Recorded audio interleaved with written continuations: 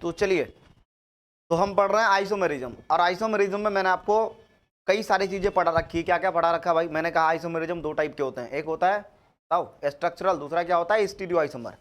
Structural isomer के जो कई सारे टाइप थे, याद होगा आपको, कौन कौन से टाइप थे बताइए? Position isomer, chain isomer, ring chain isomer, tautomerism, metamerism, ये सब पढ़ा चुके आपको, ठीक है। उसके बाद आए थे स्टीरियो आइसोमेरिज्म में, और स्टीरियो आइसोमेरिज्म में आपको मैंने बताया था कि ज्योमेट्रिकल आइसोमर होते हैं और ऑप्टिकल आइसोमर होते हैं। पूरा का पूरा ज्योमेट्रिकल आइसोमर विद एक्सप्लेनेशन और डायग्राम, ठीक है, और क्या कहते हैं मॉडल के साथ मैंने आपको समझा दिया था। कई सारी चीजें आपको मैंने दिखाई थी, ठीक है, जिनमें ये कुछ चीजें थी आपको पता होगा, ठीक है, ये इस तरह की चीजें। तो हालांकि ये जीआई शो नहीं करता है, इसमें मैंने आपको बताया था कन्फॉर्मर्स के बारे में। कन्फॉर्मर्स क्या होते हैं? ऐसे आइसोमर होते हैं जो क्या फ्री रोटेशन की वजह से पैदा होता है। तो ड्यू टू फ्री रोटेशन क्या पैदा होगा? कन्फॉर्मर्स पैदा होंगे या कन्फॉर्मेशनल आइसोमर पैदा होगा। तो ये सारी चीजें तो मैंने आपको पढ़ा रखी थी वहां, ठीक है। अब बात आ रही है एक और टॉपिक की जिसका नाम है ऑप्टिकल आइसोमरिज्म। तो देखो क्या क्या स्ट्रक्चरल पढ़ लिए, फिर आए थे स्टूडियो में। स्टूडियो में आपको मैंने दो चीज पढ़ा रखी थी, ठीक है, वो है आपका ज्योमेट्रिकल और ऑप्टिकल। तो ऑप्टिकल बाकी है। साथ ही साथ एक अलग टाइप का आइसोमर होता है जिसको कन्फॉर्मर्स कह रहे थे, जो फ्री रोटेशन की वजह से पैदा होता है, वो भी मैंने आपको पढ़ा दिया था, ठीक है। अब सवाल आता है कि ऑप्टिकल आइसोमेरिज्म है क्या, ठीक है। नाम से ही समझ में आ रहा है कि ऑप्टिकल, ऑप्टिकल वर्ड का मतलब होता है रिलेटेड टू द ऑप्टिक्स, ठीक है। ऑप्टिक्स का मतलब होता है लाइट। तो ये आइसोमेरिज्म है, ऐसे आइसोमेरिज्म है जो लाइट से रिलेटेड है। किससे रिलेटेड है? लाइट से। इस आइसोमेरिज्म को समझने से पहले हम कुछ बेसिक टर्म समझ लेते हैं, और ये जो बेसिक टर्म अगर आपको क्लियर हो गया तो आप समझ जाइएगा कि आपको आइसोमेरिज्म भी समझ में आ जाएगा। देखो सबसे पहले बात करते हैं कायरल सेंटर के बारे में। किसके बारे में? कायरल सेंटर के बारे में। आगे जाकर आप कायरल एटम के बारे में भी पढ़ेंगे, यानी कि कायरल कार्बन के बारे में भी पढ़ेंगे। पहले हम सेंटर की बात कर लेते हैं। जैसे हमारे पास ये कोई ए एटम है जो बीच में रखा हुआ है, और इसके साथ चार अलग अलग ग्रुप लगे हुए हैं। एक एक्स ग्रुप लगा, एक वाई ग्रुप लगा, एक जेड, एक डब्ल्यू। तो इस सेंटर में जो एटम है उसके साथ चार अलग अलग ग्रुप लगे हैं, तो इस सेंटर वाले आइटम को बोलेंगे, एटम को बोलेंगे कायरल सेंटर। क्या कहेंगे? तो अगर ये सेंटर का जो एटम है उसके साथ चार डिफरेंट ग्रुप लगे हैं, अलग अलग ग्रुप लगे हैं, तो आप उन्हें क्या कहेंगे? Chiral centre. तो कायरल सेंटर का डेफिनेशन एकदम क्लियर है, कोई दिक्कत वाली बात नहीं है, ठीक है। जैसे हम कायरल कार्बन की बात करते हैं, ऐसा नहीं कि कार्बन ही कायरल होता है, और भी हो सकते हैं कई सारे एटम, लेकिन अपने सिलेबस का हिस्सा नहीं है वो। हम तो बस यहां तक कार्बन की बात कर रहे हैं। तो कार्बन क्या होगा? कार्बन के साथ चार अलग अलग ग्रुप लगे। देखो कार्बन के साथ हाइड्रोजन लगा है, कार्बन के साथ क्या लगा है? ब्रोमीन लगा है, कार्बन के साथ मिथाइल, और कार्बन के साथ OH ग्रुप लगा है, अल्कोहल ग्रुप लगा है। चार अलग अलग ग्रुप कार्बन के साथ लगा है, तो इसको हम बोलेंगे कायरल सेंटर, है ना। और ये कार्बन है तो कई बार इसको कायरल कार्बन भी कहा जाता है, ठीक है। और जितने भी कायरल एटम्स होते हैं या कायरल कार्बन्स होते हैं, उसके ऊपर हम क्या करते हैं? उसको अलग से रिप्रेजेंट करने के लिए उसके ऊपर स्टार मार्क कर देते हैं, ठीक है। तो ये जो स्टार मार्किंग है वो रिप्रेजेंटेशन है कायरल सेंटर का, कायरल एटम का, ठीक है, और कायरल कार्बन का। यहाँ चेक करो कि ये कार्बन है, ये भी कार्बन है, ये भी कार्बन, लेकिन इस कार्बन के साथ देखो इधर क्लोरीन लगा है, इधर मिथाइल ग्रुप लगा है। भाई साहब आप जानते हैं कि इधर कार्बन है तो इसके साथ 3 हाइड्रोजन होगा ही होगा, साथ ही साथ इधर हाइड्रोजन है, और इधर बेटा आपका 2 कार्बन का चेन है तो इथाइल है। तो इस कार्बन को देखोगे तो इधर तो मिल गया इथाइल, इधर मिला मिथाइल, इधर मिला हाइड्रोजन, इधर मिला क्लोरीन, ठीक है। तो ये जो सेंटर का कार्बन है, ये वाला जो कार्बन है, इसके साथ चार अलग अलग ग्रुप लगे हैं। तो इस कार्बन को क्या कहोगे तुम? इस कार्बन को कहोगे कायरल कार्बन। क्या कहोगे? कायरल कार्बन, ठीक है, या कायरल सेंटर कहोगे, कोई दिक्कत वाली बात नहीं है। थोड़ा और आगे समझते हैं, ठीक है। यहां जरा चेक करना, यहां जरा चेक करना, और साथ ही साथ इसमें एक डेफिनेशन भी लिखा था। क्या? sp3 टेट्राहाइड्रल एटम, है ना, attached with the 4 different group, 4 different group. तो मैंने क्या डेफिनेशन दिया इसका कि पहली बात, कोई भी एटम क्या होना चाहिए? sp3 हाइब्रिडाइज्ड होना चाहिए, या फिर उसकी ज्योमेट्री कैसी होनी चाहिए? टेट्राहाइड्रल ज्योमेट्री होनी चाहिए। तो टेट्राहाइड्रल बोलिए या sp3, जितने भी sp3 वाले होते हैं उसकी ज्योमेट्री टेट्राहाइड्रल होती है, ठीक है। जैसे कि आपको sp3 वाला एक एग्जांपल मैंने आपको बताया था, ठीक है, जिसमें कितने सिग्मा बॉन्ड है, देखो ध्यान से, ठीक है, ये देख लो। मान लो ये कार्बन है, ठीक है, ये क्या है? कार्बन है। ऐसे तो ये आपको सेम सेम दिख रहा है, लेकिन अगर आप एज्यूम करें तो आपको थोड़ा ज्यादा समझ में आएगा। तो ये कार्बन है और इसके साथ चार अलग अलग ग्रुप मान लेते हैं। ये अलग ग्रुप है, ये अलग ग्रुप है, ये अलग ग्रुप है, ये अलग ग्रुप है, ठीक है। ये फ्लोरीन है, ये क्लोरीन है, ब्रोमीन है, आयोडीन है, चार अलग ग्रुप लगे हैं। तो इस कार्बन के साथ, इस सेंटर के साथ चार अलग अलग ग्रुप लगे हैं, ठीक है। तो इसे हम कहेंगे कायरल सेंटर। पहली बात समझ में आया? या कायरल कार्बन कहेंगे, कार्बन है तो कायरल कार्बन कह देंगे, पहली बात। दूसरी बात ध्यान से अगर सुनने वाली बात है, सोचने वाली बात है, हम चाहे तो पूरा बना के ही दिखा देते हैं आपको, कोई दिक्कत नहीं है, ठीक है।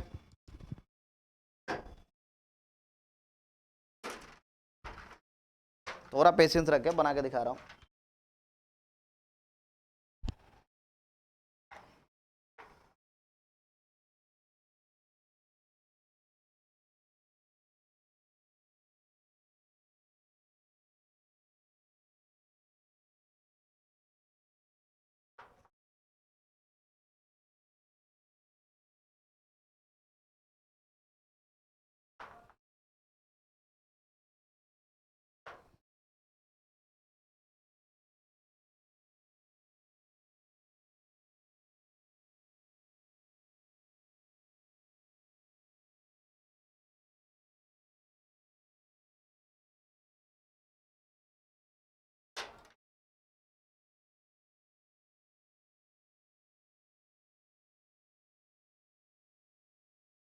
देखिए ध्यान से, अब आपको समझ में आ रहा होगा ये सारी चीजें, ठीक है। इसमें 4 अलग अलग दिख रहे होंगे। अच्छा ये वाला मिथाइल ग्रुप है, तुमको तो इसको भी बदल देते हैं, ठीक है, घबराओ मत, इसको भी बदल देते हैं, लो, ठीक है, इसको भी बदल देते हैं, ठीक है। क्या आपको 4 अलग अलग दिखाई दे रहे हैं? क्या दिख रहा है? 4 अलग अलग, ठीक है, दिख रहा नहीं? ये दिख रहा है ना ऐसे, ठीक है। तो देखो ये सेंटर है, और इस सेंटर का अगर हाइब्रिडाइजेशन पता करें तो कितने सिग्मा बॉन्ड है बताइए। ये सेंटर है, इस सेंटर का hybridisation 1 sigma bond, 2 sigma bond, 3 sigma bond, 4 sigma bond.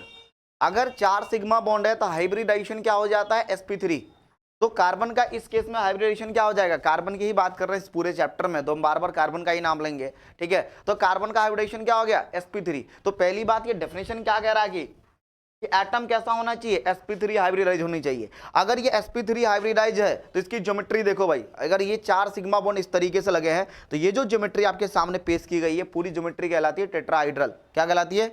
देखो 3 प्लेन में एक ऊपर है, ये पूरी ज्योमेट्री क्या कहलाएगी? टेट्राहाइड्रल। और टेट्राहाइड्रल ज्योमेट्री आपके सामने पेश कर रहे हैं, तो ये जो ज्योमेट्री इसको हम क्या कहेंगे? टेट्राहाइड्रल कहेंगे। आई होप आपको दिख रहा होगा, ठीक है। तो ये टेट्राहाइड्रल ज्योमेट्री है। तो हमने कहा sp3 हाइब्रिडाइज्ड टेट्राहाइड्रल एटम जिनके साथ क्या है? 4 अलग अलग ग्रुप जुड़े हैं। ये देखो अलग ग्रुप है, ये अलग ग्रुप है, ये अलग ग्रुप है और ये अलग ग्रुप है। तो अगर किसी सेंटर वाले कार्बन से 4 अलग अलग ग्रुप जुड़े हुए हैं तो उसे क्या कहेंगे? कायरल सेंटर कहेंगे आप, ठीक है। तो ये हो गया आपका कायरल सेंटर, बहुत सिंपल था ये, ठीक है। तो कंडीशन क्या होना चाहिए? sp3 हाइब्रिडाइज्ड एटम होनी चाहिए, ज्योमेट्री उसका टेट्राहाइड्रल होनी चाहिए। लेकिन यहाँ जो कार्बन है, जरा देखो इस वाले कार्बन के साथ, तो इस वाले कार्बन के साथ एक तो ये पूरा अलग ग्रुप हो जाएगा, ठीक है, और 3 हाइड्रोजन हो जाएगा। तो इस वाले कार्बन के साथ 3 हाइड्रोजन तो सेम हो गए ना, तो कोई डिफरेंट ग्रुप जुड़ा हुआ नहीं है। तो हम कहेंगे भाई ये जो है ना, ये कायरल एटम नहीं कहलाएगा, या कायरल सेंटर नहीं कहलाएगा, या क्या कहते हैं, कायरल कार्बन नहीं कहलाएगा। कायरल कार्बन का डेफिनेशन है कि sp3 हाइब्रिडाइज्ड होने चाहिए, टेट्राहाइड्रल ज्योमेट्री होनी चाहिए, और उसके साथ 4 अलग अलग ग्रुप क्या होने चाहिए? ऐड होने चाहिए। तो आओ चेक करते हैं इसका चेक करोगे, इसका चेक करोगे तो भाई एक तो मिथाइल है, एक OH है, एक पूरा का पूरा ये वाला ग्रुप है, और एक हाइड्रोजन वाला ग्रुप है। 4 अलग अलग ग्रुप है। तो हम इजीली कह सकते हैं कि ये जो कार्बन है वो क्या है भाई साहब? ये जो कार्बन है वो आपका कायरल सेंटर है या फिर कायरल कार्बन है। लेकिन इस वाले कार्बन और इस वाले कार्बन के बीच में क्या है? पाई बॉन्ड और सिग्मा बॉन्ड है। तो भाई साहब ये तो sp3 हाइब्रिडाइज्ड होगा नहीं, है ना। इसका हाइब्रिडेशन चेक करोगे तो 1 सिग्मा बॉन्ड, 2 सिग्मा बॉन्ड, ठीक है, और ये 3 सिग्मा बॉन्ड। तो एक हाइड्रोजन ऊपर कर दो, इस वाले हाइड्रोजन को यहां से हटा के ऊपर कर दो, ठीक है। वैसे आप समझ लो 1 sigma bond, 2 sigma bond, 3 sigma bond. अगर 3 सिग्मा बॉन्ड है तो इसका हाइब्रिडेशन होगा sp2। इसका भी हाइब्रिडेशन क्या होगा? sp2।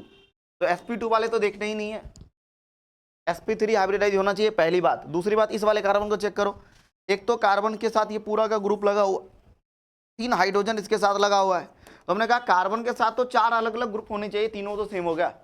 तो हम ऐसे केस में, इस केस में हम इसको भी कायरल कार्बन नहीं कहेंगे, इसको भी नहीं कहेंगे, इसको भी नहीं कहेंगे। एक ही कार्बन है इस कंपाउंड के अंदर जिसका नाम है कायरल कार्बन, ये BgOH वाला। आई बात समझ में? तो हम कायरल कार्बन को समझ चुके हैं, कायरल सेंटर को भी समझ चुके हैं। sp3 हाइब्रिडाइज्ड और टेट्राहाइड्रल ज्योमेट्री वाले एटम जो 4 अलग अलग ग्रुप से जुड़े हुए हैं उन्हीं को क्या कहेंगे? कायरल सेंटर कहेंगे, कायरल कार्बन कहेंगे, कायरल एटम कहेंगे, ठीक है। कार्बन होगा तो कार्बन कह देना।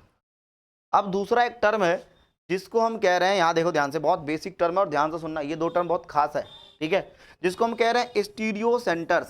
क्या कह रहे हैं? Stereo centre.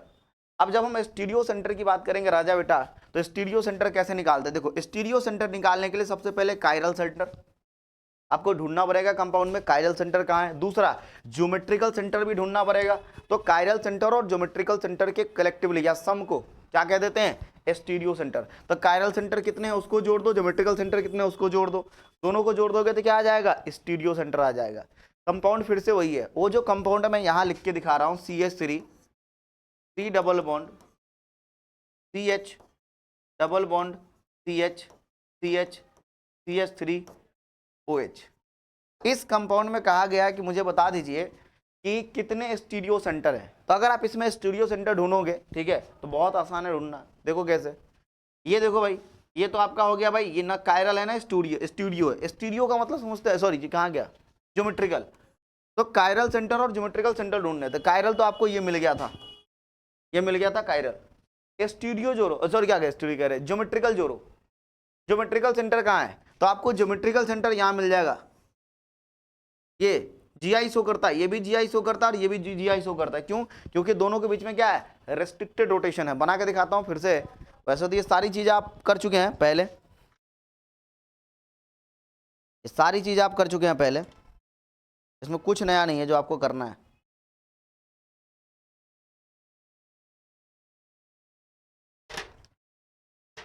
पेशेंस बनाए रखें।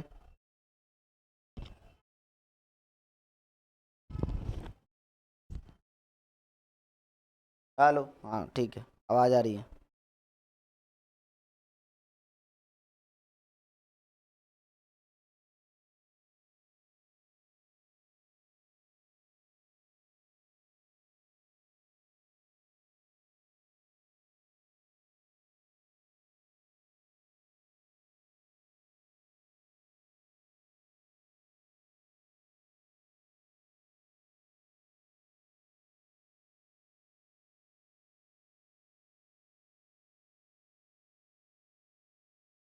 ये देखो, ये GI की बात करें, ज्योमेट्रिकल आइसोमेरिज्म, ये दोनों कार्बन के बीच में क्या है? रेस्ट्रिक्टेड रोटेशन है। और रेस्ट्रिक्टेड रोटेशन क्यों? क्योंकि जैसे आप इसको रोटेट करना चाहेंगे तो यहाँ का बॉन्ड क्या हो जाएगा? ब्रेक हो जाएगा, ये टूट जाएगा बॉन्ड, क्या हो जाएगा? तो रेस्ट्रिक्टेड रोटेशन की वजह से ये ज्योमेट्रिकल आइसोमेरिज्म शो करते हैं। क्या शो करते हैं? तो GI कब शो होगा? जब इसके बीच में रेस्ट्रिक्टेड रोटेशन होगा। साथ ही साथ अलग अलग ग्रुप भी होनी चाहिए। चलिए आने ध्यान से सुन लो, तो हमने कहा GI की बात। तो अगर आप GI की बात करेंगे, ज्योमेट्रिकल सेंटर ढूंढेंगे, तो ये भी ज्योमेट्रिकल सेंटर और ये भी ज्योमेट्रिकल सेंटर है। कितने सेंटर हो गए? 2। तो एक ज्योमेट्रिकल सेंटर ये है, दूसरा ज्योमेट्रिकल सेंटर ये है। तो हमने कहा कि अगर आपको स्टीरियो सेंटर निकालना है तो पहले कायरल सेंटर कितने हैं? 1। ज्योमेट्रिकल सेंटर कितने हैं? 2। टोटल कितने हो जाएंगे स्टीरियो सेंटर? 3। ठीक है, तो टोटल स्टीरियो सेंटर कितने हो जाएंगे? 3। कहानी खत्म। तो आपने 2 टर्म को बहुत ही बारीकी से समझा है क्या, कि आपको कायरल सेंटर और स्टीरियो सेंटर पता चल गया। ठीक है, कायरल सेंटर निकाल सकते हैं, स्टीरियो सेंटर निकाल सकते हैं। आएंगे टॉपिक पे भी आएंगे, ऑप्टिकल आइसोमर वाला जो हमारा टॉपिक है उस पे भी आएंगे। पहले इन बेसिक टर्म को क्लियर कर लेते हैं, इनके बिना आपको वो समझ नहीं आएगा। कह रहा how many chiral carbon atoms are present in 2, 3, 4 tri. देखो यहाँ क्या लिखा, 2, 3, 4, 2, 3, 4 ट्राई क्लोरोपेंटेन, है ना। ट्राई क्लोरोपेंटेन, पहली बात क्या, 5 कार्बन की चेन है, ट्राई क्लोरोपेंटेन है। दूसरे नंबर कार्बन पे भी क्या है? क्लोरीन है। तीसरे पे भी क्लोरीन है, चौथे पे भी क्लोरीन है ना। पेंटेन है, 5 कार्बन की चेन है, 1, 2, 3, 4, 5, 5 कार्बन की चेन है। नंबरिंग आप किधर से भी शुरू कर सकते हैं, कोई फर्क नहीं पड़ता, क्योंकि हर जगह क्लोरीन मिल जाएगा। तो यहाँ देखो, दूसरे नंबर पे क्लोरीन है, तीसरे पे क्लोरीन है, चौथे पे क्लोरीन है। नंबरिंग यहाँ से कर लो, 1, 2, 3, 4, 5। ठीक है, अब सवाल ये आता है कि भाई साहब, अच्छा अगर तुम चाहो तो बॉन्ड भी लगा सकते हो। एक हाइड्रोजन, एक बॉन्ड बना चुका है तो इसके साथ 3 हाइड्रोजन होगा। ठीक है, इतनी गिनती तो आती, टोटल कार्बन 4 बॉन्ड बनाता है। 2 है तो इसके साथ 2 हाइड्रोजन होगा, 2 है तो इसके साथ 2 हाइड्रोजन होगा, 2 है तो इसके साथ 2 हाइड्रोजन होगा, इसके साथ 3 हाइड्रोजन होगा। अब आपको ढूंढना क्या है इसमें, कि हाउ मेनी कायरल कार्बन, कहां पे, हाँ सही बोला, यहाँ पे एक ही हाइड्रोजन होगा। ठीक है, अब तुमको क्या करना है, कह रहा है कि how many chiral carbon atoms are present in 2, 3, 4 trichloropentane, ये आपको बताना है कितने होंगे। पहली बात, ये वाला कार्बन तो होगा नहीं, इसके साथ 3 हाइड्रोजन दिख रहा है, होगा नहीं, ये नहीं होगा, ये भी नहीं होगा। इसको चेक करो, तो भाई ये ग्रुप अलग, मिथाइल ग्रुप अलग है, क्लोरीन अलग है, इधर वाला ग्रुप अलग हो जाएगा, एक हाइड्रोजन अलग हो जाएगा। तो आपको ये दिख गया ना कायरल वाला, ये चेक करो, ये वाला। ये पूरा मिथाइल अलग है, एक क्लोरीन अलग है, एक हाइड्रोजन अलग है, पूरा ग्रुप अलग है। तो ये भी आपको दिख गया कायरल। तो दो कायरल सेंटर तो आपको दिख जाती है। बीच वाला चेक करो, क्या बीच वाला है क्या? बीच वाला है क्या? ये बीच वाला देखो, एक ग्रुप अलग है, ये पूरा ग्रुप चेक करो। अच्छा, और ये पूरा ग्रुप चेक करो। अच्छा, कायदे से आपको लग रहा है कि एक क्लोरीन अलग है, एक हाइड्रोजन, दो ग्रुप तो अलग है, और इधर वाला सेम ग्रुप है, इधर वाला भी क्या है, सेम ग्रुप है। तो ये होना नहीं चाहिए बीच वाला। लेकिन यहाँ जो है ना, एक चीज आपको समझ में आ जाएगी, आगे मैं पढ़ाऊंगा आगे, डोंट वरी अबाउट दैट, ठीक है। कि स्यूडो कायरल नाम का भी कोई चीज होता है, स्यूडो कायरल नाम का भी कोई चीज होता है, नई चीज है आपके लिए, ठीक है। हजम कर लेना, हजम अगर खाना पड़े खा लेना, कोई दिक्कत नहीं, हजम कर लेना, ठीक है, कुछ नई चीज है। तो ये जो कार्बन है, ये बेसिकली ये स्यूडो कायरल है। क्या है? स्यूडो कायरल, ठीक है।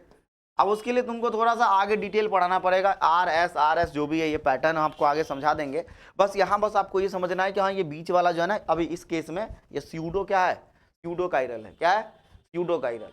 अब स्यूडो कायरल रहे, नाम तो लगाया ना कायरल, स्यूड झूठा रहे चाहे सच्चा रहे, है तो इंसान ही ना, स्यूडो कायरल है तो कायरल ही ना, तो हम कायरल बोल देंगे, कोई दिक्कत नहीं है, ठीक है।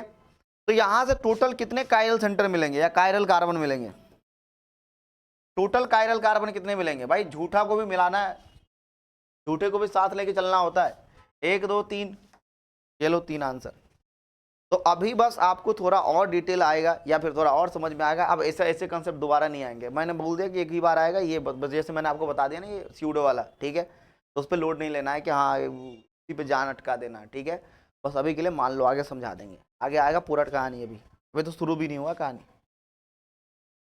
यहाँ चेक करो यार, स्टीरियो सेंटर निकालना है, बना उस पर ध्यान मत दो, बना लो खुद से। चलो चेक करो, कह रहा find out the total number of stereo centre in the given compound. कह रहा है इस गिवन कंपाउंड में स्टीरियो सेंटर बताना है। आराम से बता सकते हो स्टीरियो सेंटर। पहली बात, कायरल सेंटर निकालो। देखो ये पूरा ग्रुप अलग है, ये क्लोरीन अलग है, ये हाइड्रोजन अलग है, और ये इधर पूरा ग्रुप अलग है। यानी इस कार्बन के साथ 4 ग्रुप अलग है, तो ये क्या कायरल सेंटर है। इसके साथ 3 हाइड्रोजन सेम है, ये तो होगा नहीं, ठीक है, इस पर ध्यान ही मत दो। ये भी नहीं होगा, इस पर भी ध्यान मत दो। आगे चेक करो, इस वाले कार्बन के साथ ये पूरा ग्रुप अलग है, ये पूरा ग्रुप अलग है, ब्रोमीन अलग है, हाइड्रोजन अलग है, ये भी होगा, ठीक है, ये दोनों तो होगा, पक्की बात है। उसके बाद ये तो जीआई शो करेगा, ज्योमेट्रिकल सेंटर ही है, ठीक है। एक ज्योमेट्रिकल सेंटर ये है, एक ज्योमेट्रिकल सेंटर ये है। तो टोटल जो स्टीरियो सेंटर होगा, ज्योमेट्रिकल ये, कायरल सेंटर कितने हैं? 2 है ना, और ज्योमेट्रिकल सेंटर कितने हैं? 2। टोटल कितने हो गए? 4, ठीक है। ये जो 2 है ना, ये बेसिकली क्या, ये दो है आपका कायरल सेंटर, और ये जो 2 है वो है आपका ज्योमेट्रिकल सेंटर, ठीक है। इजी था।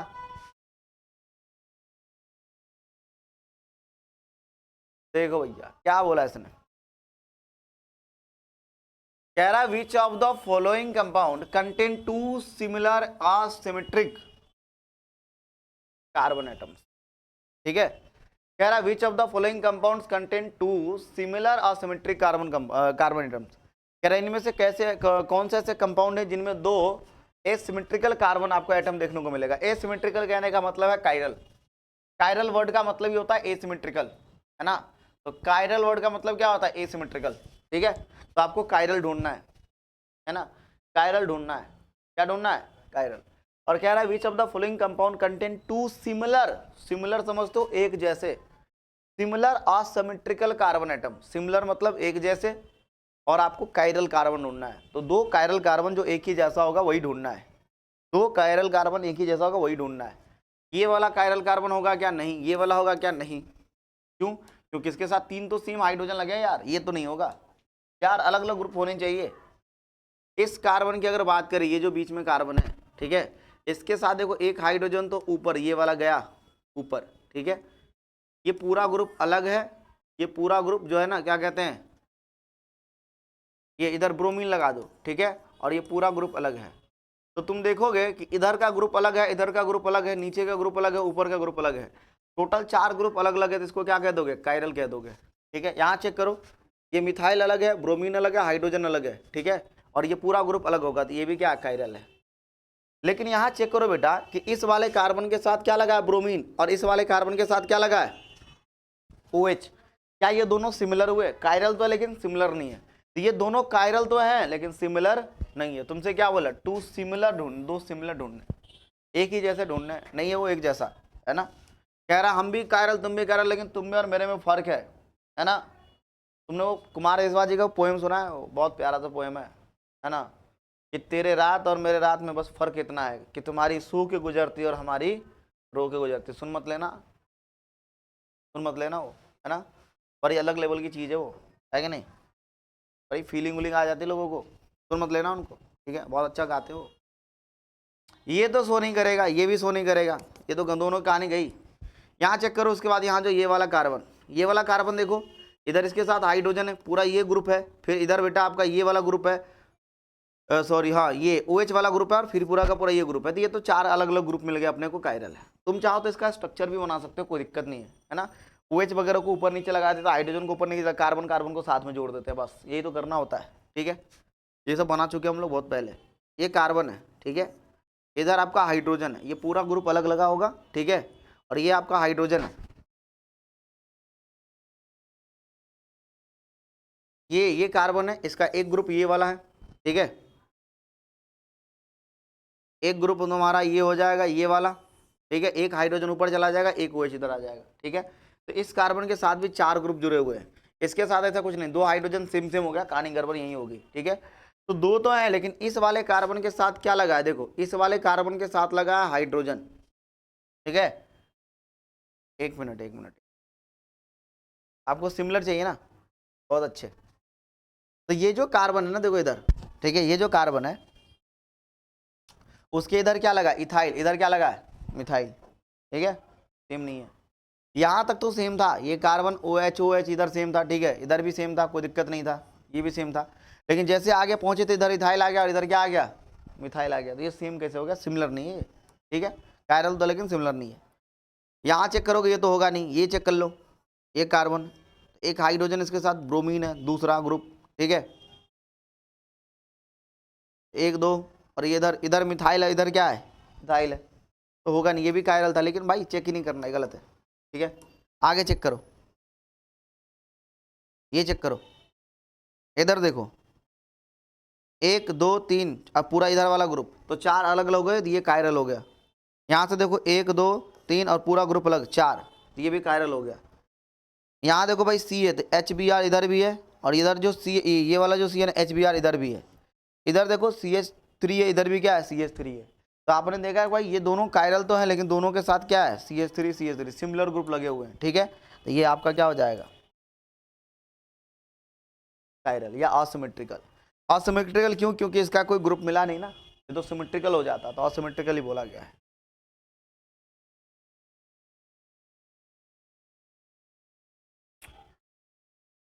ये ट्राई करो। ऑर्गेनिक में अगर आपको मैं आंसर भी बता दूं ना, तो भी कई बार बच्चों को नहीं बनता है, क्योंकि ये कंसेप्चुअल चीज है, ये समझना पड़ेगा आपको, ठीक है। कह रहा how many chiral centre are in the following compound. इस कंपाउंड में कितने कायरल सेंटर है, ये आपको बताना है। कायरल सेंटर का डेफिनेशन क्या था? sp3 हाइब्रिडाइज होनी चाहिए, पहला। टेट्राइडल ज्योमेट्री को थोड़ी देर के लिए भूल जाओ, कोई दिक्कत नहीं है। पहली बात आपको क्या करना है याद, sp3 हाइब्रिडाइज होनी चाहिए, और उसके उस सेंटर वाले एटम के साथ क्या होनी चाहिए? 4 अलग अलग ग्रुप जुड़े हुए होने चाहिए, ठीक है।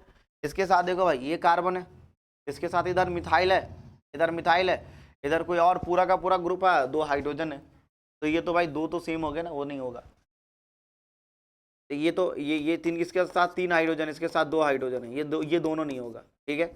अब ये वाला कार्बन चेक करो, तो इधर आपको मिलेगा 1 2 इथाइल वाला ग्रुप, इधर आपको कोई पूरा का पूरा अलग ग्रुप मिल गया, ठीक है। तो ये पूरा एक अलग ग्रुप है, एक ग्रुप, दूसरा ग्रुप, एक हाइड्रोजन तीसरा, एक मिथाइल चौथा। तो 4 अलग अलग ग्रुप मिल गए, तो ये कायरल मिला क्या? बोलो कायरल मिला क्या? कोई दिक्कत है क्या? कोई दिक्कत नहीं। अच्छा, इस वाले कार्बन के साथ देखो, तो 1 बॉन्ड 2 बॉन्ड 3 बॉन्ड, ठीक है, टोटल 4 बॉन्ड कंप्लीट है, लेकिन इसका हाइब्रिडेशन क्या है? sp2 है, sp2 है। तो ये वाला कार्बन नहीं आएगा, ये वाला कार्बन नहीं आएगा। फिर यहाँ चेक करो, ये वाला कार्बन, तो इस वाले कार्बन में देखो 1 2 3 बॉन्ड तो बना चुका है, एक हाइड्रोजन अगर अलग से ऐड कर देते, इसके हाइब्रिडेशन क्या हो जाएंगे? sp3। ये वाला भी क्या है? कायरल है। और 4 अलग अलग ग्रुप है, इधर वाला ग्रुप अलग है, इधर वाला ग्रुप अलग है, ऊपर वाला ग्रुप अलग अलग है, ठीक है। तो sp3 हाइब्रिडाइज है। तो ये हो गया, ये हो गया, तो हो गया ना। अब यहाँ चेक करो, ये वाला कार्बन, तो ये 2 बॉन्ड बना चुका है, इसके साथ 2 हाइड्रोजन हो गए, नहीं होगा। ये वाला चेक करो, एक दो, इधर मिथाइल लगा है, 3 ग्रुप हो गया, एक हाइड्रोजन लगा दो, 4 ग्रुप लग हो गया। तो ये भी आपके एग्जाम्पल में आ जाएगा तीसरे नंबर पे। ये भाई इधर 2 बॉन्ड बनाया, 2 हाइड्रोजन होगा, नहीं होगा। ये चेक करो 1 2 3 और ये हाइड्रोजन एक 4 मैंने अलग से लगाया है, ठीक है। तो ये भी आपका sp3 हाइब्रिडाइज और 4 अलग अलग ग्रुप लगे हैं। इसके साथ भी सेम है 1 2 3, ठीक है, और एक हाइड्रोजन लगाते तो ये भी अलग ग्रुप बन जाएगा, तो 4 हो गया ये, ठीक है। इसके साथ चेक करो 1 2 3, एक हाइड्रोजन लगा दिया, 4 अलग अलग। भाई इसके साथ चेक करोगे, इसके साथ, ठीक है, तो sp2 है भाई, सॉरी क्या कहते हैं, 2 हाइड्रोजन है इसके साथ भी 2 हाइड्रोजन है। ये वाला भी नहीं होगा, ये वाला भी नहीं होगा, ये वाला भी नहीं होगा, क्योंकि इसके साथ भी 2 है, ठीक है। आगे चेक करो ये वाला, आगे चेक करो ये वाला भाई 2 बॉन्ड बनाया तो 2 हाइड्रोजन होगा, ये भी नहीं होगा। ये वाला चेक करो 1 2 3, तो इस कार्बन का तो होना चाहिए यार। भाई इस कार्बन का अगर तुम चेक करोगे ना, तो इधर देखो कितने, 2 कार्बन, इधर देखो 2 कार्बन, तो इधर भी सेम ग्रुप हो गया, इधर भी सेम ग्रुप हो गया, इसलिए ये कार्बन तो करेगा नहीं, ठीक है, सेम ग्रुप नहीं होना चाहिए। यहाँ देखो इस वाले कार्बन 2 बॉन्ड बना चुका है, 2 हाइड्रोजन होगा, नहीं होगा। इसके साथ भी वही है, इसके साथ भी वही, इसके साथ भी वही, ठीक है। तो ऑलरेडी मुझे समझ में आ गया कितने हो गए, 1 2 3 4 5 6, आंसर हमारा क्या है, 7 मत लगा लेना। समझ में आया कुछ? चलो भाई बहुत अच्छे।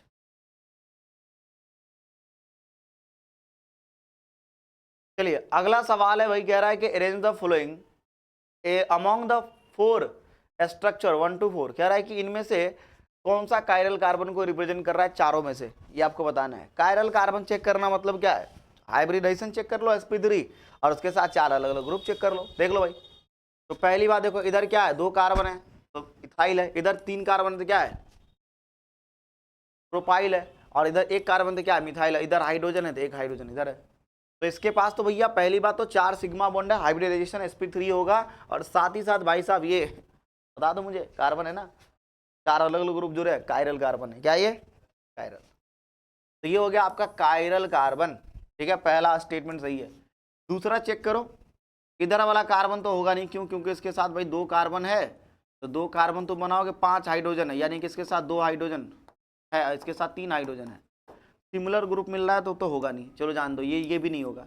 तो इस वाले कार्बन पे आ जाओ, इस वाले कार्बन को तुम चेक करोगे तो एक इधर क्या है, इथाइल है, इधर क्या है, मिथाइल है, इधर कोई और ग्रुप लगा है, इधर हाइड्रोजन लगा है, भाई इसके पास भी कायरल है। कह रहा है कि किन किन के पास कायरल है, तो पहले के पास भी कायरल है, दूसरे के पास भी कायरल है, तीसरे पे देखो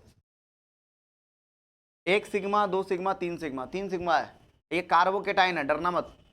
कार्बन के ऊपर अगर चार्ज आ जाए ना तो प्लस चार्ज, तो उसको कार्बोकेटाइन कहते हैं। और प्लस चार्ज कैसे आया होगा, कहीं ना कहीं से कोई इलेक्ट्रॉन लेके भाग गया होगा, समझ रहे हो तुम, इलेक्ट्रॉन लेके से भाग गया होगा ना, ये आएगा पॉजिटिव, ये हो जाएगा पॉजिटिव चार्ज, और बाकी वो सामने वाला क्या हो जाएगा, नेगेटिव चार्ज। तो ऐसे ही बना होगा, आगे हम करेंगे इसके ऊपर भी चर्चा। तो हाइब्रिडेशन 3 सिग्मा बॉन्ड है, तो हाइब्रिडेशन क्या होगा, sp2, तो sp2 वाले लेने हैं क्या, डेफिनेशन ही क्या था, sp3 hybridised tetrahedral carbon, tetrahedral atom which is attached through the 4 different group, ठीक है, उसी को तो कायरल बोल रहे थे। यहाँ चेक करो, ये क्या इथाइल है, ये भी इथाइल है, सेम सेम ग्रुप हो गया तो होगा क्या, नहीं होगा, इधर मिथाइल इधर आइल, लेकिन सेम सेम ग्रुप होने की वजह से नहीं होगा। तो पहले और दूसरे के पास कायरल है, तो ये आपका आंसर हो जाएगा सेकंड नंबर, है ना, बी नंबर 2। हाँ बी ऑप्शन है, नंबर 2 पे आता है, बी नंबर 2। अब असली कहानी यहाँ से शुरू होती है। तो अभी तक मैंने आपको बेसिक टर्म बताया था, क्या बताया था, बेसिक टर्म, क्या था बेसिक टर्म, 2 टर्म बताया ना, एक कायरल सेंटर, दूसरा स्टीरियो सेंटर। तो आप किसी भी कंपाउंड में कायरल सेंटर और स्टीरियो सेंटर क्या कर सकते हैं, पता लगा सकते हैं, बहुत आसान है पता लगाना, कोई बहुत हैवी या हेक्टिक टास्क नहीं था। तो कायरल सेंटर और स्टीरियो सेंटर निकाल लोगे ना, कायरल सेंटर यानी sp3 हाइब्रिडाइज्ड कार्बन, उसके साथ 4 अलग अलग ग्रुप जुड़े होंगे, कान खत्म। और stereo centre chiral centre plus geometrical centre, याद रहेगा। अब सबसे बड़ी बात यह है कि हम ऑप्टिकल आइसोमेरिज्म, कोई भी कंपाउंड ऑप्टिकल आइसोमेरिज्म शो करता है या नहीं, इस बात का पता कैसे लगाएंगे, ठीक है। तो कोई कंपाउंड ऑप्टिकल आइसोमेरिज्म शो कर रहा है, इस बात का पता कैसे लगाएंगे भाई साहब। तो इस बात का पता लगाने के लिए, है ना, देखो क्या लिखा ऊपर, क्लोरीमीटर एक्सपेरिमेंट करना पड़ेगा, है ना। तो ऑप्टिकल आइसोमेरिज्म का पता लगाने के लिए मुझे एक एक्सपेरिमेंट करना पड़ता है, पोलरीमीटर एक्सपेरिमेंट।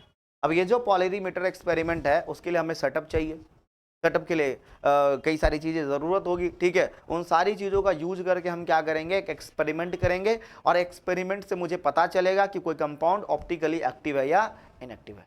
समझ में आ गई बात। अगर ऑप्टिकली एक्टिव होगा तो ऑप्टिकल आइसोमेरिज्म शो करेगा, और ऑप्टिकली अगर एक्टिव नहीं होगा तो ऑप्टिकल आइसोमेरिज्म शो नहीं करेगा। तो ये जो पोलरीमीटर एक्सपेरिमेंट है उनको करते हैं कैसे, उसके लिए सबसे पहले क्या ऑर्डिनरी लाइट लिया गया। ऑर्डिनरी मतलब कि साधारण सा लाइट, बल्ब साधारण सा ही तो है। बल्ब ऐसा कौन सा चीज है भाई, ऐसा कौन सा लाइट सोर्स ऑफ लाइट है जो मतलब कि ऑर्डिनरी हो जाएगा भाई, क्या बोलते हैं ऑर्डिनरी बोल रहे हैं, क्या कहते हैं खास हो जाएगा, स्पेशल हो जाएगा। ये तो ऑर्डिनरी चीज है, सबके पास होता है बल्ब, ठीक है। तो ऑर्डिनरी सोर्स ऑफ लाइट लिया गया है। इस लाइट की खास बात क्या है, बल्ब जब तुम जलाते हो तो सारे डायरेक्शन में रेंज क्या होती है, फैलती है। किसी पर्टिकुलर डायरेक्शन में फैलती है क्या, बल्ब लगाते हो तो चारों दिशा में रोशनी हो जाती है, तो ये चारों डायरेक्शन में यानी सारे डायरेक्शन में क्या होता है भाई, रेज निकलती है, रेज फेंकती है। तो ये जो ऑर्डिनरी लाइट है ना, तो ये क्या होगा, सारे डायरेक्शन में रेज को क्या करेगी, फैला देगी, ठीक है। तो ये जो आप एरो देख रहे हैं ये सारे डायरेक्शन में रे को क्या किया गया, फैलाया गया है। साथ ही साथ ये जो चीज आप देख रहे हैं ना ये, ठीक है, ये निकोल प्रिज्म है, ये निकोल प्रिज्म है, ठीक है। ये आपका है निकोल प्रिज्म। तो ये निकोल प्रिज्म है। ये प्रिज्म की खास बात क्या होती है, ये निकोल प्रिज्म क्या करेगा, कई सारे प्रिज्म होते हैं, निकोल प्रिज्म क्या करेगा, जो सारे डायरेक्शन में लाइट जा रहा है ना उसको किसी एक डायरेक्शन में क्या कर देगा, मूव करवा देगा। तो हम निकोल प्रिज्म का सहारा इसलिए लेते हैं क्योंकि ये जो अलग अलग डायरेक्शन में लाइट जा रही है उसको एक किसी पर्टिकुलर डायरेक्शन में क्या करेगा, मूव करवा देगा, ठीक है। तो हमने क्या किया कि ऑर्डिनरी लाइट ली और फिर निकोल प्रिज्म लिया और उससे क्या किया मैंने, लाइट पास करवाया, ठीक है। जब मैंने उसे लाइट पास करवाया तो भाई सब क्या हुआ कि लाइट किसी पर्टिकुलर डायरेक्शन में जाना शुरू कर दी, देखो किसी एक डायरेक्शन में ही जा रही है, ठीक है। फिर क्या करेंगे भाई, ये जो लाइट किसी एक डायरेक्शन में जा रही है उसको इंटर करवाएंगे। देखो एक ही रे बनाएगा, हम चाहे तो कई सारे रे बना सकते हैं, लेकिन कई सारे रे बनाने का कोई मीनिंग है नहीं। एक रे से जब सारी चीजें समझ में आ गई तो कई सारे रे बनाने से केवल क्या होगा, यहाँ बस हैक्टिक चीजें हो जाएगी, बहुत सिंपल। तो एक रे नहीं होगा, कई सारे रे होगी। उसके बाद ये जो रे है जो किसी एक डायरेक्शन में जा रही है उसको हम भेजते हैं किसके अंदर, देखो किसके अंदर भेजेंगे, है ना, पोलरीमीटर ट्यूब के अंदर। तो ये जो एक डायरेक्शन में लाइट जा रही है वो किसके अंदर चली गई, पोलरीमीटर ट्यूब के अंदर। अच्छा थोड़ा सा डिस्क्रिप्शन यहाँ पोलरीमीटर ट्यूब के बारे में बता दें। एक लंबी सी ट्यूब होती है उसको पोलरीमीटर ट्यूब कहते हैं, उसकी लंबाई हम लेते हैं डेसीमीटर में, ठीक है। बहुत छोटी लेंथ है डेसीमीटर, ठीक है, उसकी लंबाई लेते हैं डेसीमीटर में। साथ ही साथ बेटा ये जो है ना इसके अंदर, इस ट्यूब के अंदर एक सॉल्यूशन लेते हैं, ऑर्गेनिक सॉल्यूशन, ठीक है। उसकी डेंसिटी होती है ग्राम पर सेंटीमीटर क्यूब, ठीक है। तो ग्राम सीसी के फॉर्म में उसकी डेंसिटी हो गई। तो हम क्या कर रहे हैं, इस पोलरीमीटर ट्यूब के अंदर इसकी पर्टिकुलर कुछ लेंथ है और उसके अंदर क्या कर रहे हैं, ऑर्गेनिक सॉल्यूशन डाल रहे हैं। क्या डाल रहे हैं, मतलब जिस भी कंपाउंड का मुझे ऑप्टिकल आइसोमेरिज्म शो करना है, कि अगर मान लो कोई कंपाउंड है, ठीक है, वो ऑप्टिकल आइसोमेरिज्म शो करेगा कि नहीं करेगा, उसको हम किस में डाल देंगे, पोलरीमीटर ट्यूब में। एक्सपेरिमेंट समझ में आ रहा है, फिर से सुनो। लाइट लिया, लाइट को क्या किया भाई, निकोल प्रिज्म से पास किया, तो लाइट किसी पर्टिकुलर एक डायरेक्शन में क्या होगी, मूव करना शुरू कर देगी। अब लाइट अगर किसी पर्टिकुलर एक डायरेक्शन में जा रही है उसको पीपीएल कहते हैं। क्या कहते हैं, पीपीएल, प्लेन पोलराइज्ड लाइट। क्या बोलेंगे, प्लेन पोलराइज्ड लाइट। तो अब ये लाइट किसी पर्टिकुलर डायरेक्शन में जा रही है, इसको हम पीपीएल कहते हैं, प्लेन पोलराइज्ड लाइट। अब ये जो प्लेन पोलराइज्ड लाइट है ना वो कहाँ जाएगा, पोलरीमीटर ट्यूब के अंदर, जिनके अंदर हमने वो कंपाउंड डाल रखा है जिसका मुझे ऑप्टिकल आइसोमेरिज्म शो करना है। तो यहाँ से लाइट जाएगी किसके अंदर, इस ट्यूब के अंदर, ठीक है। अगर इस ट्यूब के अंदर गई, ठीक है, इस ट्यूब के अंदर ये पीपीएल गई, ऑर्गेनिक सोल्यूशन डाला हुआ है, पीपीएल इसके अंदर गई, अगर ये घूमना शुरू कर दिया, क्या कर दिया, घूमना शुरू कर दिया, या तो क्लॉकवाइज या तो एंटी क्लॉकवाइज, तो कहेंगे ऑप्टिकली एक्टिव है। अगर ये किसी भी डायरेक्शन में नहीं घुमा तो क्या कहेंगे, ऑप्टिकली इनएक्टिव है। इसके लिए क्या होता है भाई, यहाँ एक एनालाइजर लगा होता है। क्या लगा होता है, एनालाइजर। तुम यहाँ से इसको देख रहे हो, अगर ये रे घूम गई, पीपीएल क्या हो गई, घूम गई, तो अगर पीपीएल घूमना शुरू कर दी, ठीक है, तो यहाँ से तुम क्या कर लोगे, एनालाइजर से एनालाइज कर लोगे कि हाँ ये घूम रही है, क्लॉकवाइज चाहे एंटी क्लॉकवाइज। अगर क्लॉकवाइज या एंटी क्लॉकवाइज घूम रही है, अच्छा क्लॉकवाइज क्या होता है, जैसे घड़ी होती है ना, आपने कभी देखा होगा घड़ी, ठीक है, तो जब कभी घड़ी देखा होगा भाई साहब, तो घड़ी किस वजह से चलती है, टिक टिक टिक टिक टिक ऐसे, ठीक है, ये एंटी क्लॉकवाइज ऐसे चलती है, तो क्या होगा, क्लॉकवाइज। तो ये एंटी क्लॉकवाइज है और ये क्लॉकवाइज है, ये क्लॉकवाइज है, ये क्या है, क्लॉकवाइज, ये क्या है, एंटी क्लॉकवाइज, ठीक है। आई बात समझ में। तो यहां से आपको एक चीज समझ में आ रहा होगा कि एंटी क्लॉकवाइज क्या होता है और क्लॉकवाइज क्या होता है, ठीक है। तो एंटी क्लॉकवाइज जो ऐसे चल रही है एंटी क्लॉकवाइज है, ऐसे चल रही तो क्लॉकवाइज है। तो एनालाइजर में दिख जाएगा कि वो रे घूम रही है कि नहीं घूम रही है। अगर घूम रही है तो ऑप्टिकली एक्टिव, नहीं घूम रही है तो ऑप्टिकली इनएक्टिव। ऑप्टिकली एक्टिव है तो आइसोमेरिज्म शो करेगा, ऑप्टिकल आइसोमेरिज्म शो करेगा। तो ये जो पोलरीमीटर एक्सपेरिमेंट है, इससे मुझे ये पता चलता है कि कोई भी ऑर्गेनिक सॉल्यूशन या कोई भी ऑर्गेनिक कंपाउंड वो ऑप्टिकल आइसोमरिज्म शो करेगा। कि अब चाहें तो इसको एक डायग्राम से भी देख सकते हैं या एक एनिमेशन के द्वारा भी देख सकते हैं। मैं ट्राई करता हूँ आपको दिखाने का, ठीक है। मैं बस ट्राई कर सकता हूँ आपको दिखाने का, जस्ट ट्राई करते हैं देखने का, ठीक है। यूट्यूब पे देखते हैं, अगर मिल जाए तो अच्छी बात है।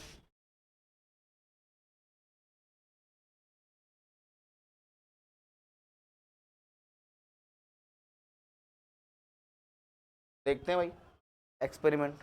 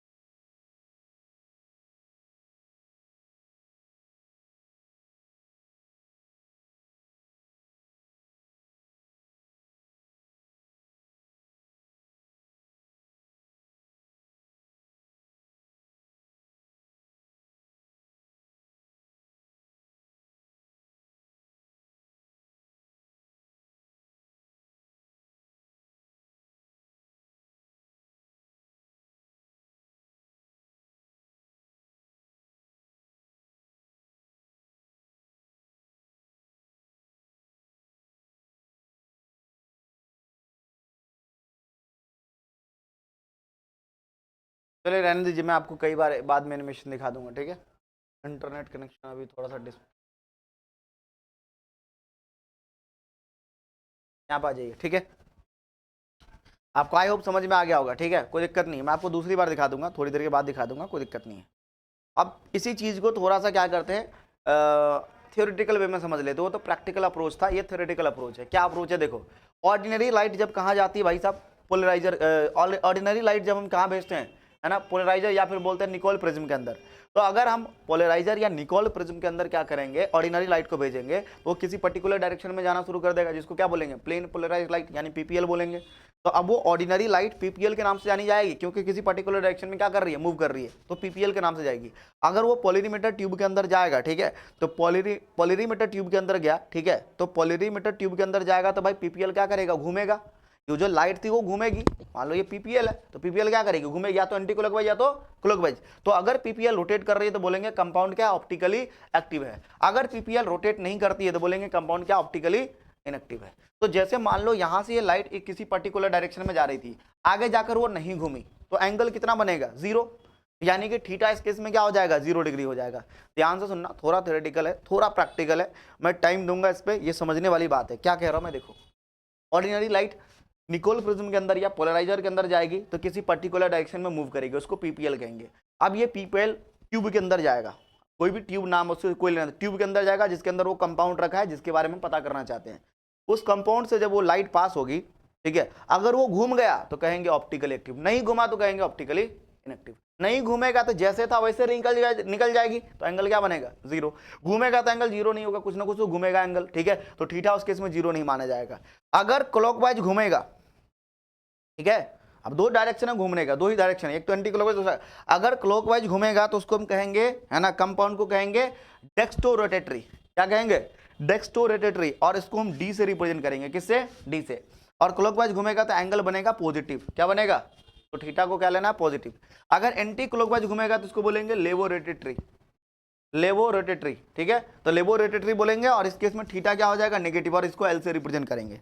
तो अगर पीपीएल क्लॉकवाइज घूमे तो उसको डी से रिप्रेजेंट करेंगे।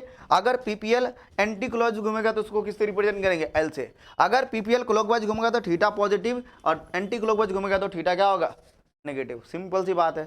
तो अगर वो पीपीएल घूम गया तो वो कंपाउंड क्या होगा, ऑप्टिकली एक्टिव माना जाएगा। अगर वो कंपाउंड नहीं घुमा तो क्या माना जाएगा, ऑप्टिकली इनएक्टिव माना जाएगा। आई बात समझ में, फर्स्ट। अब सवाल ये है कि क्या सर हर बार हम यही करेंगे, इतना हैवी एक्सपेरिमेंट करेंगे, लाइट लेंगे, फिर निकोल प्रिज्म से पास करेंगे, पीपीएल प्रोड्यूस होगा, फिर पीपीएल घूमेगा नहीं घूमेगा देखेंगे एनालाइजर में जाके, क्या ऐसा करना पड़ेगा? तो हमारा आंसर है नहीं। कुछ ऐसी खास चीजें जो मैं आपको बताऊंगा जिससे आपको एक्सपेरिमेंट बार बार नहीं करना है। और हमारे पास तो सेटअप भी नहीं है ना, सबसे बड़ी बात ये है, हमारे पास तो सेटअप नहीं, गरीब लोग हैं, है कि नहीं? सेटअप नहीं है, कोई बात नहीं। चलो भाई आगे देखें, ऑप्टिकल एंड स्पेसिफिक रोटेशन। तो ऑप्टिकल एंड स्पेसिफिक रोटेशन क्या होता है, ठीक है? और अभी आपने देखा कि जो घूम रही थी ना थीटा किसी एंगल पे, या जो पीपीएल घूम रहा था ना, उसी को क्या बोलते हैं? Optical and specific rotation. अब देखो ऑप्टिकल एंड स्पेसिफिक रोटेशन जो है, ठीक है, उसको हम अल्फा से रिप्रेजेंट करते हैं, ठीक है? यहाँ लिखा भी ऑप्टिकल एंड स्पेसिफिक रोटेशन, जिनको हम अल्फा से रिप्रेजेंट करते हैं। और अल्फा थीटा के बीच में क्या होता है? कुछ ना कुछ डिफरेंस हो गया, कुछ ना कुछ क्या होता है? रिलेशन होता है। तो अल्फा इक्वल टू क्या होगा? थीटा, है ना, theta divided bye concentration of organic solvent, ये जो सॉल्यूशन डाला था उसका कंसंट्रेशन, और वो जो पोलरीमीटर की ट्यूब थी उसकी लंबाई। और ये किस में लेना है? कंसंट्रेशन आपको लेना है ग्राम पर मिलीलीटर में, कंसंट्रेशन आप ले लोगे ग्राम पर मिलीलीटर में, ठीक है? और जो लंबाई लोगे वो 1 dm लोगे, 1 डेसीमीटर लोगे। आई बात समझ में? तो इस केस में आपको क्या निकल के आएगा भाई साहब? इस केस में आपको स्पेसिफिक रोटेशन निकल के आएगा। तो यानी कि आप अगर ऑप्टिकल आइसोमेरिज्म के केस में अल्फा वगैरह निकालने के लिए दे दिया जाए तो आप निकाल लेना, कोई दिक्कत नहीं, ठीक है? डायरेक्ट सवाल अगर आ सकता है तो यहाँ से आएगा, ज़्यादा उतना लोड नहीं है, सीधा सीधा फार्मूला से आएगा। एक सवाल भी दिया हुआ है, हालांकि इस तरह के सवाल बहुत कम बनते हैं, ना के बराबर बनते हैं, ना के बराबर रेयरली बनते हैं, लेकिन मैंने बता दिया, मैंने यहाँ बता दिया है, या फिर जो भी यहाँ बताया गया, देख लो क्या सवाल, देख लो वही फार्मूला जो अभी मैंने आपको स्पेसिफिक रोटेशन की बात की ना, उसी के ऊपर बेस्ड है, तुरंत बना लोगे तुम। क्या लिखा है? व्हेन एन ऑप्टिकल, क्या लिखा है? When an optically active compound. अब ऑप्टिकली एक्टिव कह दिया तो कुछ ना कुछ तो घूमेगा, पीपीएल तो घूमेगा, घूमेगा तो किससे रिप्रेजेंट करोगे? थीटा से। आई बात समझ में? तो optically active compound is placed in a 10 decimetre tube, लंबाई भी दे रखी है, is present in 20 gram in a 200 ml solution, ठीक है? Rotate the PPL by 30 degree. तो पीपीएल कितना घुमा है? 30 डिग्री। तो इस केस में मुझे बताओ स्पेसिफिक रोटेशन, पहले अल्फा निकाल लेते हैं। ये पहला केस है, 2 केस बनेगा, ठीक है? कह रहा है कि जब हम 10 डेसीमीटर ट्यूब के अंदर, 10 डेसीमीटर लंबी ट्यूब के अंदर, ठीक है, 20 ग्राम पर 2000 ml कंसेंट्रेशन वाले ऑर्गेनिक सॉल्वेंट को डालते हैं तो पीपीएल 30 डिग्री घूम जाती है। तो सवाल आगे क्या कर रहा है? Calculate the angle of rotation, यानी कि थीटा निकालना है, and specific angle of rotation if, है ना, above the solution is diluted by 1 litre. अगर हम सॉल्यूशन के कंसंट्रेशन को बदल दें तो क्या उसका अल्फा बदल जाएगा, यानी स्पेसिफिक रोटेशन बदल जाएगा, वो निकालना है। फिर साथ ही साथ एंगल ऑफ रोटेशन निकालना है, तो थीटा निकालना है, जिसको आप ऑब्जर्व रोटेशन कहते हैं, कितना घुमा है, जो आपने ऑब्जर्व किया था, अपने पता लगाया था, वो निकालना है, ठीक है? कोई दिक्कत नहीं, निकाल लेंगे, कोई बहुत बड़ी बात नहीं है। पहले केस में देखो अल्फा कैसे निकालोगे, पहला केस, यानी कि यहाँ तक का सवाल जो है इसको सॉल्व करते हैं। पहले अल्फा हो जाएगा theta divided by C into L. अच्छा पहला केस है तो केस 1 लिख लो, या फिर इसको ओल्ड लिख लो, पुराना वाला, ठीक है? तो आओ चेक करते हैं, अल्फा कितना? 30 डिग्री, कंसंट्रेशन कितना है? 20 ग्राम पर 20 ml, तो 20 ग्राम पर 20 ml, 200 ml, सॉरी 200 ml, और लंबाई कितनी है? 10 डेसीमीटर क्यूब। ये जीरो से ये जीरो कट गया, ये जीरो से ये जीरो कट गया, ये से ये कट गया, तो अल्फा कितना आ गया? 30, अल्फा आ गया 30, ठीक है? और आपको क्या कह रहा है कि calculate the angle of rotation and specific angle of rotation in the above solution is diluted by 1 litre. Alpha तो हो गया 30, निकाल लिया, और आपको क्या कर रहा है कि calculate the angle of rotation, जब हम और डाइल्यूट कर देते तो कितना एंगल रोटेट कर जाएगा, ये थीटा निकालना है। तो नया वाला थीटा निकालोगे, थीटा नया वाला सी इंटू एल। अच्छा ये अल्फा कितना? ये तो 30 निकल के आया है, थीटा नया वाला निकालना, ये दो सवाल एक में आपस में कंबाइन है। कंसंट्रेशन अब क्या हो जाएगा? 20 ग्राम पर 1000 ml हो जाएगा, पहले 200 ml था, अब क्या हो जाएगा? 1000 ml, तो 220 बाय 1000 हो जाएगा, 1000, 1 लीटर में बराबर 1000 ml होता है, और आपको ग्राम पर ml में ही कंसंट्रेशन लेनी है। और यहाँ लंबाई, ये लंबाई कितनी थी? 10 dm, वो चेंज नहीं किया उसने, जैसा था वैसा ही है। ये जीरो ये जीरो ये जीरो कट गया यहाँ से, 2 जीरो ऊपर से काटोगे तो 2 जीरो नीचे से कटेगा, 2/10 है, 2/10 है, तो क्या करोगे? 10 को ऊपर ले जाओ, 10 को कहाँ ले जाओ? ऊपर। तो ऐसा करते हैं, तो ये हो गया 30, ये हो गया theta new into 10 divided by 2, 2 इधर आ गया तो क्या हो जाएगा? 60, ये जीरो से ये जीरो कट गया, तो थीटा न्यू बराबर क्या हो जाएगा? 6 डिग्री, ये लो।